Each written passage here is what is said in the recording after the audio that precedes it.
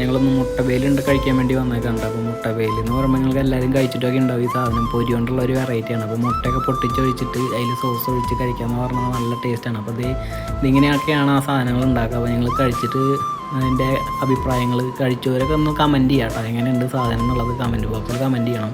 അപ്പോൾ ഈ പൊരിയൊക്കെ ഉണ്ടല്ലേ, പൊരിയും മസാല ജാറും അങ്ങനെ എന്തൊക്കെയോ ഒരു ഐറ്റംസൊക്കെ കൂട്ടി കുഴച്ച് ഇങ്ങനെ ഉണ്ടാക്കി അടിപൊളി നല്ല ടേസ്റ്റാണ് കേട്ടോ. ഇതിൽ സോസൊക്കെ കഴിക്കാമെന്ന് പറഞ്ഞാൽ പിന്നെ പ്രത്യേക ടേസ്റ്റാണ്. അങ്ങനെ ഞങ്ങൾ 3 പേർക്ക് ഓരോരോ പ്ലേറ്റുകളിലാക്കിയിട്ട് ഞങ്ങൾക്ക് 3 ആൾക്കും സെർവ് ചെയ്ത് ചേട്ടൻ തന്നു. അപ്പോൾ കറക്റ്റ് പാകത്തിനാണ് എല്ലാവർക്കും 3 ആൾക്കും ചേട്ടൻ കറക്റ്റ് സൈസ് വെച്ചിട്ട് എടുക്കണത്. അങ്ങനെ 3 ആൾക്കാർക്കും കഴിക്കാനായിട്ട് സാധനം എത്തി.